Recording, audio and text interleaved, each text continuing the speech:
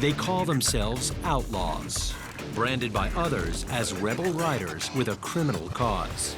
This is the life I chose. I knew I was going to go to jail. Their membership numbers in the thousands worldwide. Drug dealing, gun smuggling, prostitution, and extortion have earned gang members millions of dollars around the globe. To law enforcement agencies, outlaw motorcycle clubs are highly organized criminal organizations. They're selling drugs, they're beating people up, they're killing people. And their numbers are growing. They are the last bastion of outlaws in America, really.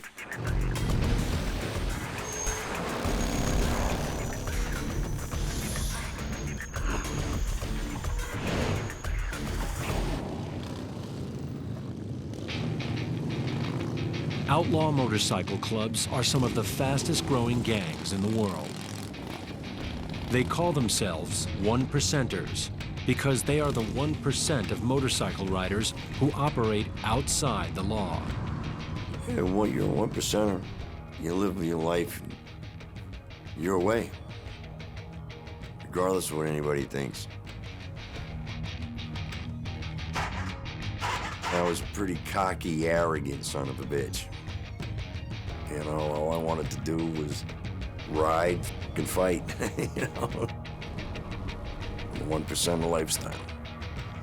Living it, breathing it.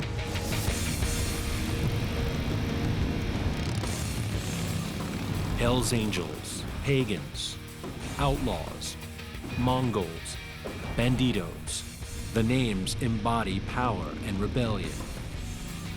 Although there is one club called the Outlaws, law enforcement labels all one-percenter motorcycle clubs outlaw motorcycle gangs. But when people call us a gang, I find that very offensive. You know, I've never been a part of any gang. We're not a gang, we're a motorcycle club. They're very dangerous. They're actively engaged in criminal activities. Outlaw motorcycle clubs first emerged in the 1940s after combat veterans from the Second World War banded together to socialize and ride motorcycles. In 1947, a three-day rally for motorcycle enthusiasts in Hollister, California, descended into chaos. Dozens were arrested for fighting, drunkenness, and street racing. The following year, in 1948, the first Hells Angels chapter was born. The American Motorcycle Association deemed that 99% of the motorcycle riding population were law-abiding citizens. And it was the 1%ers that were the outlaws. Shortly after the club's creation came the distinctive trademarked death head emblem and logo. Rival clubs sprang up and eventually joined forces. The Hells Angels now has 230 chapters across America and in 26 foreign countries. Back in the 70s, it was pretty much a lawless club. You know, you did what you wanted to do, partied, doing drugs, whatever, riding your motorcycle. It's kind of something that was real intriguing to me. Current members hold to a strict policy of never talking with the media. This member agreed to talk only on the condition that we hide his identity. We consider ourselves the elite of the elite. We are the best. We're number one. Us as a Hells Angel Nation, we don't hang with any other club. We're number one, and that's the way we want to stay. For decades, members of the club have been involved in assault, extortion, bombing, murder, and drug trafficking. Weapons and drugs go hand in hand with the Hells Angels. We're the baddest of the bad. We can do anything we want to do.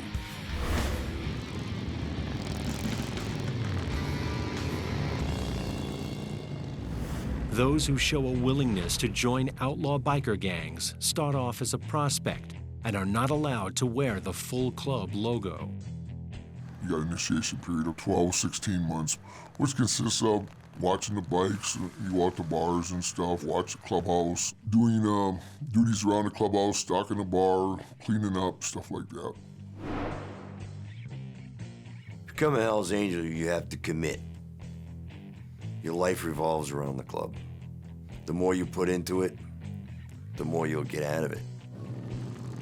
In the old days, you used to go out and there'd be one other member and you'd do a crime or something, and you'd be at a situation and you took care of the situation, you know, it meant beating somebody up or whatever. It helped you move up the stature a lot quicker and get you in the club. A prospect needs the votes of full members to wear the patch. I've known some brothers, they jumped out in fights and stuff, and they've been shot by rival clubs, and they've been voted in the following week. John Beal, the former president of the Maryland Hells Angels, became a full patch member of the club in 2003. I've been riding motorcycle clubs for the last 20 years.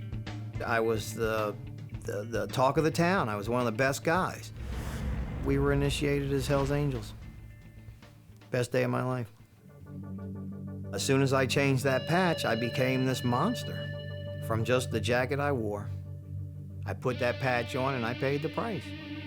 You know, I eventually was arrested. I eventually got charged with a bullshit crime, and I eventually did time. I eventually lost almost everything I owned because of that patch. But I would do it again tomorrow. John Beal was arrested on drug and gun charges after a raid on his chapter's clubhouse. Today, he stays close to the culture through his tattoo shop. Anyone who rides a motorcycle, I don't care, at least anytime you've ever put your ass on a motorcycle, you wanted to be a Hells Angel. Hells Angels was the best. The Hells Angels lifestyle includes patches, piercings, and tattoos of allegiance. The Hells Angels trademarked winged death head. 1%, glorifying the tradition of the 1%er outlaw status. You know, it is almost connected, tattoos and bikers. It's our lifestyle. We don't hold them back because we're worried what society's gonna think about us. It doesn't concern us what society thinks. We're not gonna let anyone tell us what we can and can't do. Across the country, police keep a close eye on 1%er motorcycle clubs. All clubs have common enemies, and it's law enforcement agencies. I mean, that's who's against every motorcycle club out there. I don't care if you're big or small. I don't care if you're 1%er. I don't care if you're a family club. If they can't control you, they're gonna shut you down. Today, Minnesota police are bracing for the arrival of some of the most dangerous 1%er leaders in the country. The Hells Angels East Coast leaders are holding a secret planning meeting. In 4 months, the Minnesota chapter is hosting one of the Hells Angels' biggest gatherings of the year, the USA Run. Hells Angels runs are notorious for excessive drinking, drug use, and violence. Minnesota Hells Angels leaders have chosen Carlton, a small town outside Minneapolis, to host the USA Run. The Hells Angels USA Run hasn't been here in Minnesota since 1969. Every charter in the United States is going to send somebody here, at least usually 2 members minimum. And then there'll be members from around the world attending also. Motorcycle gangs are a tough nut to crack. It's a secret society. It's organized crime. The Hells Angels meeting gives police a chance to identify the men calling the shots for the gang. Inside this unmarked building, Hennepin County Sheriff's Captain Chris Omot holds his own secret briefing. Omot calls his gang strike force together to put in place a surveillance plan for the Hells Angels East Coast Officers Meeting, or ECOM. All right, guys, we're going to do some surveillance today on the Hells Angels at the clubhouse primarily. The econ meeting's supposed to start at 2 o'clock today. That's the intel that we have so far. His team will be documenting who comes and goes and relaying the information to law enforcement agencies across the U.S. This is the current president. Vice president. My understanding information we got, he's the guy in charge of the USA run this year. And I would say most definitely he's going to be present today.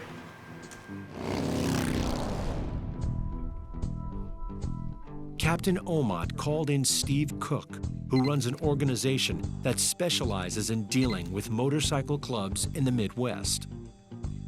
Cook can offer valuable advice to police on dealing with the upcoming Hells Angels rally. He's worked a few of the USA runs in the past. And Steve, you want to just kind of fill in what we're going to be expecting this summer?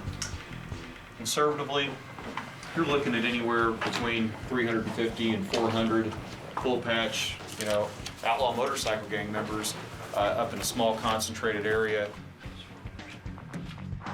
Cook will join Omot and his team as they surveil the clubhouse. Last but not least, treat them with respect. If anyone's going to be a jerk, let them be the jerk. Let's treat them with respect. Let's get our intel. Let's get that intel out after the meeting today. All right, guys, let's be safe. Coming up, a small Minnesota town prepares for an invasion. Later, police in Oregon brace for a gang war. The Minnesota chapter of the Hells Angels are holding a secret planning meeting for their infamous USA run. Police plan to surveil the clubhouse and identify important Hells Angels leaders in town for the meeting.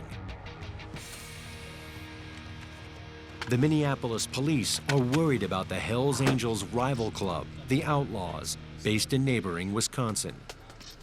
I think what you'll see today is your East Coast officers showing up. You're going to see a lot of pre-planning for the USA run. That's going to be the primary topic of discussion, and I think they're definitely going to be talking about the fact that the Outlaws are going to be right next door when this event occurs, and how are they going to handle that? Omot and Cook start by canvassing the area to determine how many bikers are in town. Yeah, go ahead. They get a tip that a group of Hells Angels have been spotted outside a local funeral home. How many HAs came up here, any idea? 30 or 35. I'm sure The two are surprised at the number of bikers in town. Outlaw motorcycle clubs in the U.S. are on the rise. One group targeted for recruitment is the U.S. military. Anytime you have any kind of military action, like we're having right now in Iraq and Afghanistan, you do get a percentage of guys that come back that definitely identify with this lifestyle. There are members of these gangs that are currently deployed overseas that gives them an excellent opportunity to fill people out, to be around them in combat situations potentially, and to see if they have what it takes. According to police, even at a solemn event like a funeral, biker gangs do not suspend their criminal activities. Just because they're at a funeral doesn't mean that, they're not armed or that they're not, carrying drugs or using drugs. It's pretty commonplace for them to have at least a vehicle in the parking lot that has weapons in it so that the other members know where to go if they need to access something. I can see a couple prospects out front, but... Before the funeral ends, neighbors across town report that a large group of bikers are having a party at a private residence. Look at all the bikes lined up there. What do you see down there, Steve? I know I saw Los Fuentes, and obviously the Freeman just pulled up.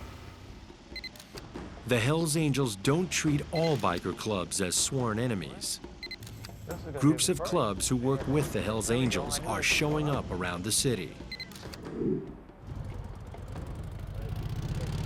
In the Minneapolis-St. Paul area, because this is Hells Angels territory, they run the show up here, so everybody's subordinate to them, but they're all equally involved in criminal activities. predominantly drug trafficking. There's at least 3 biker clubs here. The Hells Angels use gangs like these to let them know what's going on in the area. That way, if a rival gang's trying to make an inroad, these are the guys that are going to tip you off. These guys are also people that they're going to use to run their drugs, to commit some of their criminal activities for them, because again, it insulates the Hells Angels. If these guys get jammed up, that doesn't have any direct reflection back on the Hells Angels. They're out in front of the clubhouse right now, looking up and down and all around. They're talking at the clubhouse. It's getting a lot of activity buzzing there now again. Yeah, we're rolling now from... Omad and Cook head to the clubhouse.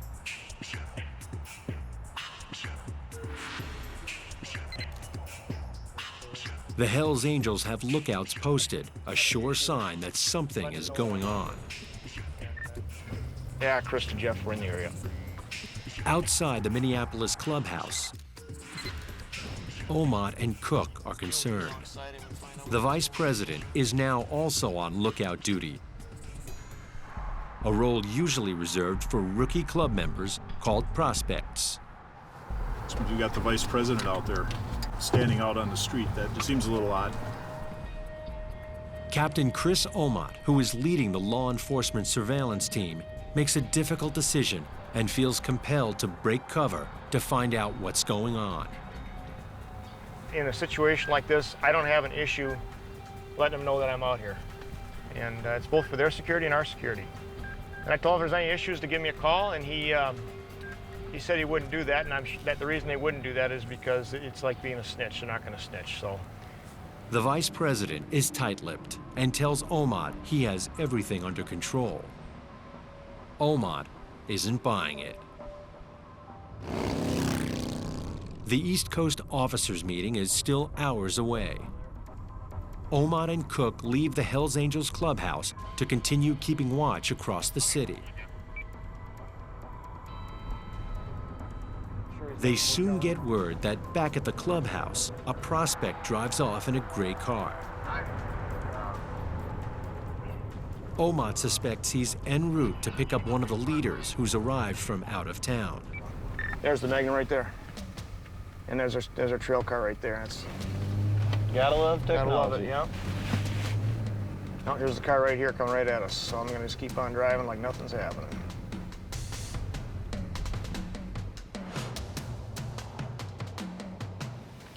This is one of the hotels that the out-of-state members are staying at. And so we're just trying to figure out who he's picking up and what members are involved, and see if we can identify some members here. Guy on the far right looks like Boxhead from Connecticut. Omad and Cook follow the car. Can you turn there? Yeah, they're checking for a tail. Yeah, they can. Omad and Cook want to make some positive IDs. They are trying to determine exactly who they are dealing with. An illegal U-turn gives them the chance. An officer in Omad's team pulls over the Hells Angels. Oh, they got him stopped, actually. They got him stopped over here. There's another familiar face. Bald-headed guy we had stop in Branson. He's usually got a pretty good attitude problem. I'll go ahead and photograph these guys for you. Let's just take a picture real quick, sir. I know you're from New York. On my license, you can check all my You don't need my photo. Okay. You guys got your own database. You got everything. Okay. All right? I mean, be fair. You know, you're pulling us over. You're stopping us from just, being here. So if you want to, give us tickets or do what you got to do, then give us tickets. Okay. You guys are, dragging us out like, with some kind of, I don't know what. What I'm trying to say is we're going to do what we're going to do. Right, I'm going to take some pictures while I'm out here. Take a picture real quick, sir. One member was definitely a sergeant-at-arms. I did note that the sergeant-at-arms had his Tequila patch, which means that, he has assaulted a law enforcement officer before. He also had a Filthy Few patch, which, Filthy Few patch is known to be given to members who've killed for the club. So, obviously, a mover and shaker, definitely, somebody of note, and the exact kind of person that they would be sending to a meeting like this. Swear, Jeff. I thought he had this in the door handle. When he reached his license, it fell out. The driver had a ball-peen hammer, which is a pretty common weapon that these guys use. There's something that, we're definitely aware of. New York's representatives for the meeting are given a warning and released.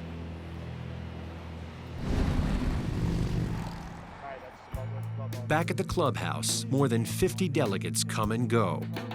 But there's no trouble, and frustratingly for police, no intel on what was discussed inside.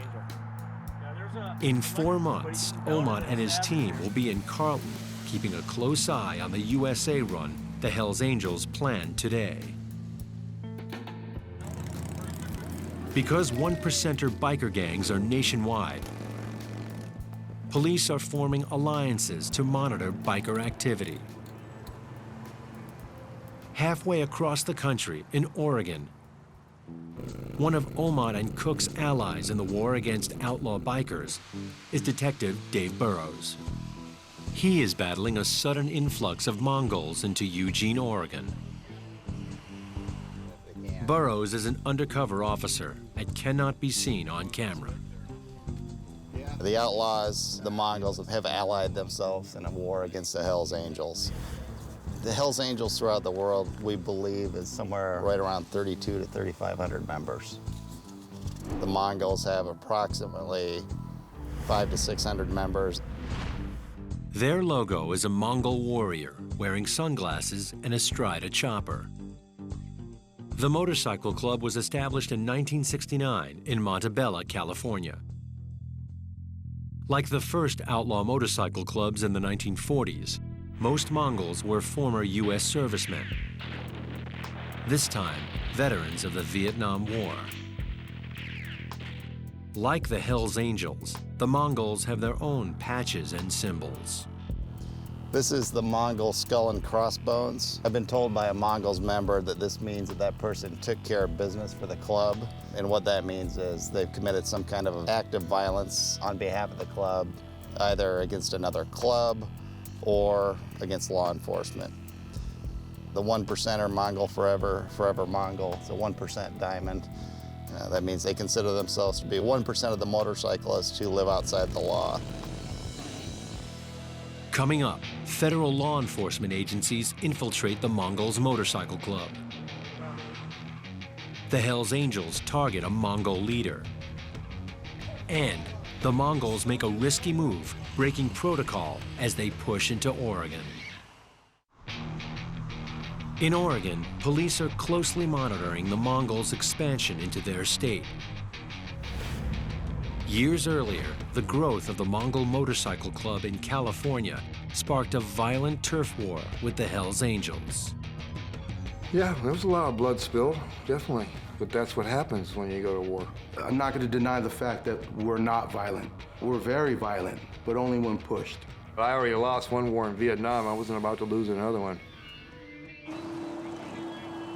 The turf war over California led to the deaths of several Hells Angels and Mongols. The clubs eventually reached a fragile truce.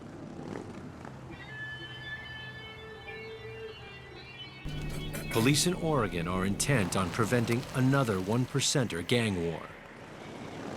There is reason for concern. The Mongols are currently a club in crisis. In several undercover operations, federal law enforcement agencies infiltrated the Mongols and arrested over 500 members on illegal racketeering charges.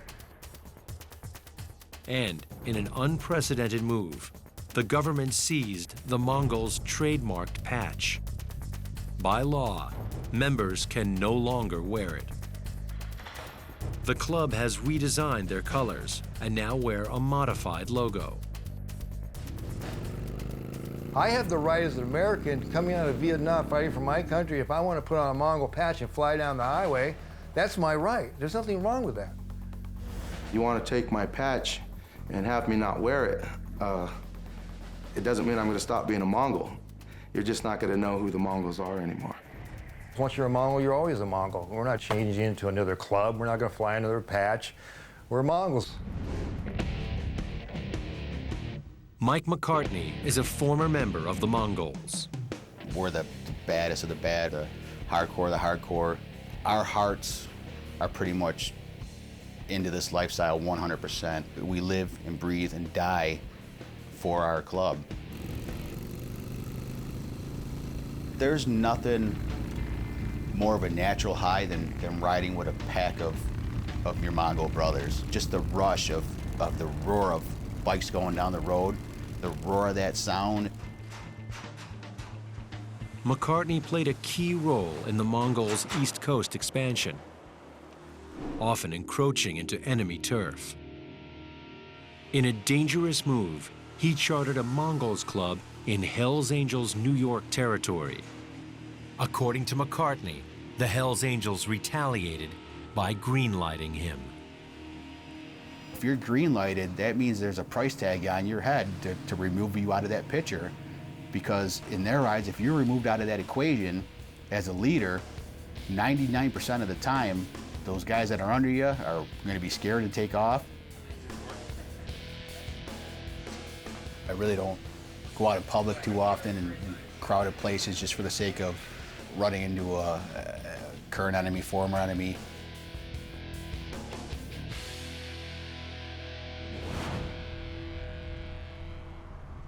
Currently, the Mongols are in a state of expansion. Last fall, the club quietly charted the first of 4 chapters in Oregon. Flying their colors and wearing the state rocker without the permission of Oregon's existing biker gangs could provoke turf wars. Reporter Brian Denson has written extensively about the Mongols for the Oregonian newspaper. We've had outlaw bikers in Oregon for a long, long time, since the 50s. And for the most part, they have stayed under the radar. But there have been murders here, and there have been rapes, and there have been a lot of drug running and motorcycle theft and things like that over the years. But it's stayed frequently under the wire. I think if the public knew much about outlaw bikers, they would be a little more concerned than they are. There are 5 one-percenter outlaw biker clubs in Oregon. The new Mongol chapters are patching over members from other one-percenter clubs and causing problems. They tend to take over wherever they go. You know, the public sees these guys out riding in numbers. They see 3-piece patches, and most of them probably don't know what that means, and they probably don't know what a Mongols patch means. But the police certainly know. In Eugene, Oregon, police plan to deter violence between the one-percenter clubs. Detective Dave Burrows works undercover and cannot be seen on camera. Tonight, we're going to go out and try and gather some intelligence from the Free Souls church meeting. The Free Souls are the oldest and the largest motorcycle gang in the state of Oregon. Every weekend, they hold a church meeting where they get together and talk about club business. So a part of what we want to do tonight is identify prospects, and if we can get a stop on them, for some kind of violation to further identify them, that would be great. In Oregon, the Free Souls and 2 other local clubs are aligned with the Hells Angels. This makes the Mongols their natural enemy. For police, gathering intelligence on one-percenters can be dangerous. I think keep in the back of your mind that sometimes they have a follow car. Just keep in mind the idea about a possible ambush at any time about these guys. As always, use officer safety. Expect there's going to be weapons, whether they're legal or not. All right, let's hit it. Detective Burrows and Officer White head to the clubhouse. Free Souls are all homegrown guys. They've been around since 1969, so there's a lot of older members. They've started to recruit a lot of younger members. Like the last 2 or 3 years, they went from kind of a 40, 50, 60s club to a lot of guys in their 20s and 30s coming in. When they were started in the late 60s, they were fairly closely aligned with the Hells Angels. They don't want the Mongols here. The Free Souls members I've talked to have allayed their fears that if there's a war between the Free Souls and the Mongols, or any of the Oregon clubs and the Mongols, they're going to swarm the state and there's going to be an all-out war. They stop at the clubhouse. The Free Souls church meeting has started. During church meetings, women and prospects have to wait outside. Burrows asks to speak with a member of the club. He wants the bikers to know they're in the area. Being visible is one way to deter a turf war. The Free Souls member Burroughs spoke with has his own deterrent. He's got a permit to carry a concealed weapon. That you can see the outline of his pistol under his vest. In the past, when I've stopped that guy, he's had 2 pistols. And so what you end up with is you'll get a guy who's a felon. He won't have a pistol or a restricted weapon, but his buddy that's sitting right next to him has 2. So there's always guns around the club. Later that night, Burroughs' team patrols the area around the Free Souls clubhouse to gather intelligence.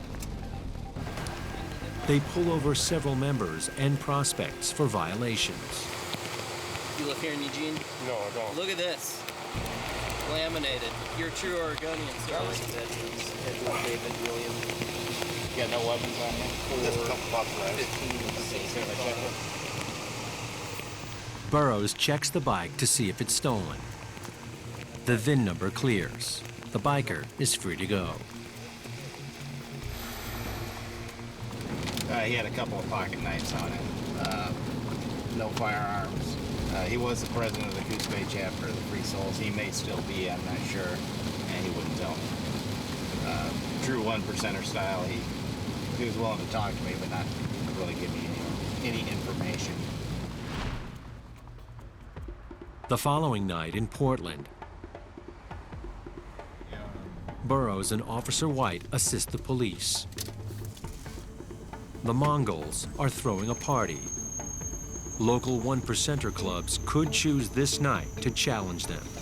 Law enforcement ran some surveillance operations today around the funeral of an Outsiders member. We had concerns with the Mongols party here that's in town at the same time, that there may be trouble between the clubs. There was a lot of members in town, at least 100 members from the Oregon clubs, and it looks like we probably have about 30 to 40 Mongols at least in town. Tensions are high. Police keep a close eye on 1%er clubhouses and haunts. To our right is the clubhouse for the Gypsy Joker Motorcycle Club. They've been historically the most powerful club in Oregon. Officers are out in force tonight to prevent a violent confrontation between biker clubs and to gather intelligence on the number of 1%ers in town and where they are from. It looks like there's probably about 15 to 20 motorcycles out there. I also saw numerous vehicles out there that belongs to some of our Oregon Mongols. Throughout the night, I've seen members from Eugene, Portland, Medford, members from San Jose, Los Angeles, and San Diego. All right, we've got several members standing outside. You can see their new colors. A couple of Gypsy Joker members hanging out with them. That's how they talk to all law enforcement if they can. Their motto is respect few, fear none. On this night, the Mongols and local 1%er clubs coexisted without incident. And Detective Burroughs and Officer White notice an interesting development. This is the first time we've seen the Gypsy Jokers and the Mongols hanging out together in the same place. No speculation. It doesn't necessarily mean they're allies. Doesn't mean they're friends. We don't know. Looks like Portland has things under control. We're going to go ahead and call it a night and head back to Eugene. Sounds good to me.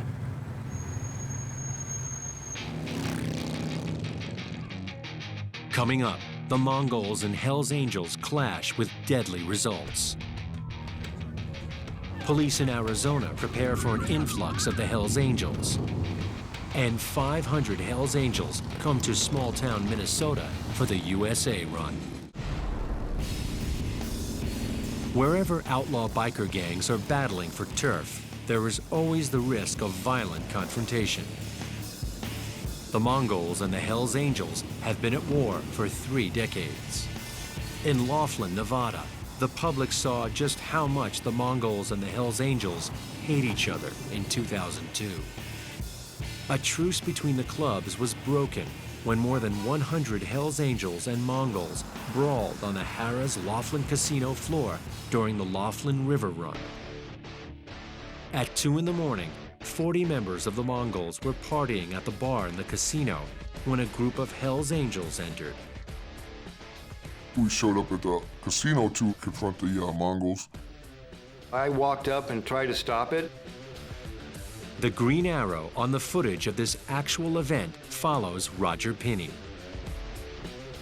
There was a few brothers that were kind of trying to defuse the situation. I was making negotiations. I was a national prince. It was my duty, I felt, to go up there and try to stop this thing, because I know from experience, once that first throw, bottle, anything comes down, people are going to die. One brother, Ray, he didn't like what he was hearing, and he kicked the guy in the chest. From that on, it just was no stopping anything. We were pulling out hammers and hitting people, and it just escalated from one thing to the next. Knives, hammers, wrenches, bats, and guns were used during the fight, sending casino workers and players scrambling for cover. I saw an HA grabbing one of my brothers. I grabbed him from behind and pulled him off, and that's when I stabbed 3 times in the back and thrown to the ground and kicked and punched. The deadly brawl left 2 Hells Angels and 1 Mongol dead. In total, over a dozen bikers were injured. Kind of a overreaction to a situation that I don't think needed to go that far, but we will do what we got to do when we got to do it. Despite their violent reputation, the Hells Angels claim they're held together on the strong bonds of brotherhood. A brotherhood that extends beyond the walls of prison.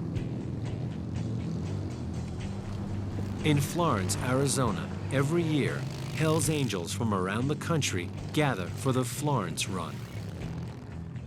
The purpose of the run is to support club members incarcerated in several of Florence's 9 jail complexes. This is the 25th anniversary of the prison run. It started as a way for the bikers to show homage to their incarcerated friends and their clubs. We have a large police presence here just to make sure that we don't have any problems. Police anticipate 1,500 Hells Angels and affiliates will participate in the prison run. I need another set of barricades right here, all the way across. They set up barricades along the route.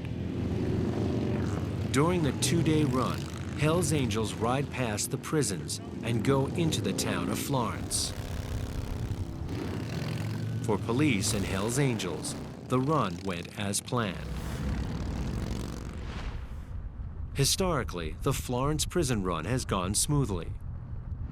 The same cannot be said for the USA run. The last event in Montana brought rape allegations. And the year before, in Arkansas, a fight with members of a rival gang involved knives and baseball bats and left 4 people seriously wounded.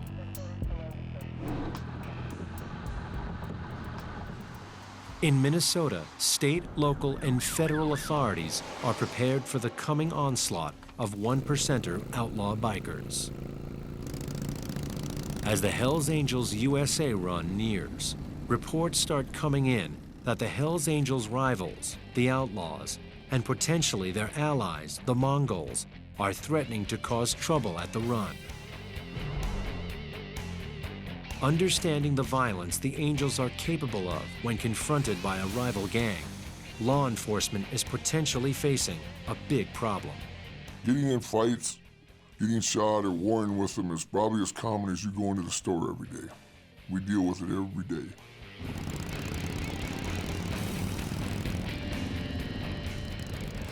July 30th, Carlton, Minnesota. The start of the Hells Angels USA run. Carlton has only 810 residents, and with only 19 sworn officers, Sheriff Kelly Lake calls in reinforcements from around the country. Agents from the Bureau of Alcohol, Tobacco, and Firearms are on the ground. ICE, U.S. Immigration and Customs Enforcement, lends a helicopter for aerial surveillance. Police from across the state send officers. And the media arrives. Everyone is watching for a potential confrontation between the Hells Angels and one of their rivals, the Outlaws. They are a club located in the neighboring state. But so far, driving rain has seen most of the Angels spend their first day in the casino, bar, and hotel. I think it'd be very accurate to say that the Hells Angels have been locked down since they've gotten here, between law enforcement and the weather not cooperating. There hadn't been a lot of places for them to go. The Angels rented a local bar and parked trailers to shield themselves from prying eyes. They blocked it off this morning. You could pull right up in here and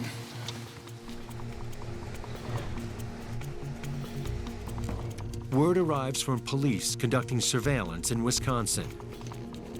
The Outlaws and possibly their allies, the Mongols, are beginning to mass on the border.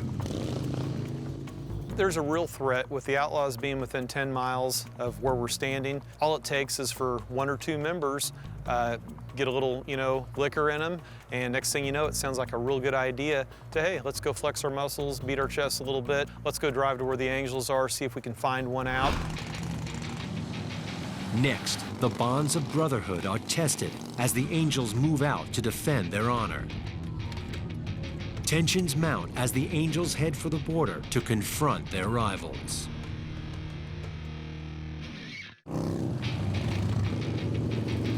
Hundreds of Hells Angels descend on the tiny town of Carlton in northern Minnesota for their annual USA run. For 3 days, an uneasy peace has been maintained through a heavy police presence. But now there's a new threat, as several chapters of the rival Outlaws Motorcycle Club have been pouring into the nearby state of Wisconsin, less than an hour away. Each group is prepared to do whatever it takes to defend territory. For the Outlaws, that includes Wisconsin, while the Angels claim Minnesota. All week, the heavy police presence has managed to keep trouble to a minimum, and so far, their sworn enemies, the Outlaws, have not crossed from nearby Wisconsin. Law enforcement is working around the clock to try and keep the two clubs apart. They fear a clash in Carlton could have national implications. It's the last day of the USA run. Many Angels will be heading for an even bigger rally at Sturgis, South Dakota, when they ride out of town in a matter of hours. The police know that if there's trouble in Carlton, it will escalate at Sturgis. Steve Cook wants to personally size up the potential threat and travels to Wisconsin. They're going to go at it at some point, somewhere.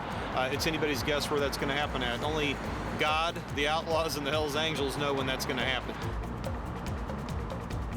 We are approaching Superior, Wisconsin. This is where we understand that the Outlaws are congregating, and we're going to kind of drive over here and just kind of take a look, see what kind of numbers they have, see what their attitude is, kind of get a feel for them, if they look like they're on watch, on guard, see if they're amped up at all. There are Outlaws, but no sign of the Mongols. Cook is also relieved that there is relatively few of them. Fearing a deadly clash between the rivals, the next morning, police deploy aerial surveillance to monitor those on the move from Carlton. It's almost like psychological warfare. They're flying over the top of the Hells Angels. It's a high intimidation for them.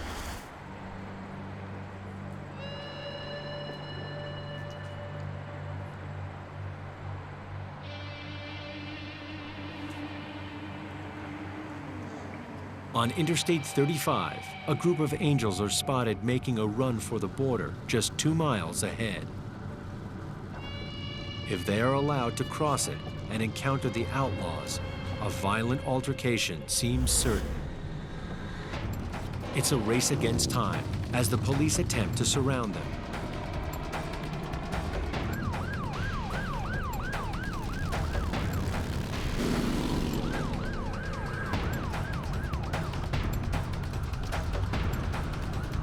The angels are corralled into a parking lot where they're searched for weapons and questioned. Eventually, they are allowed to leave.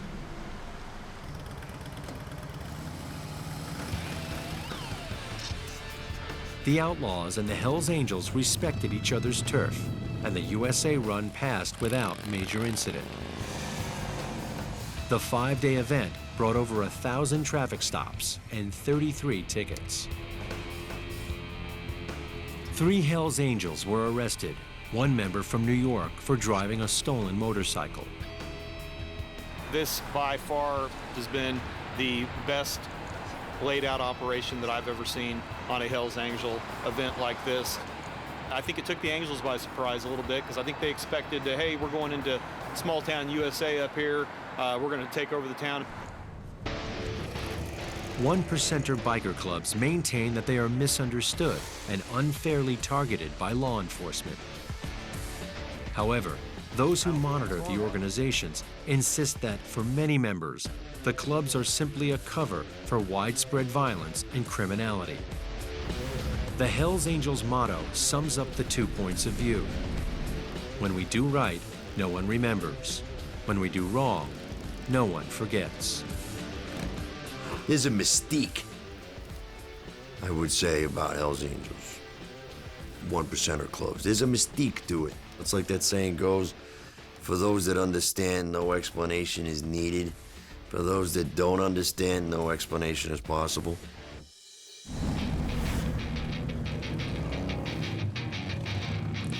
Police know 1%er biker gangs aren't going anywhere. We're going to do what we have to do to get the bad guys. Obviously, within the law, we kind of view it as if we, don't get you today, we'll get you tomorrow. I think in this country they'd have to change the Constitution first before they could outlaw Hells Angels. The club has always been very good at overcoming and adapting. Hasn't been around this long by accident, that's for sure.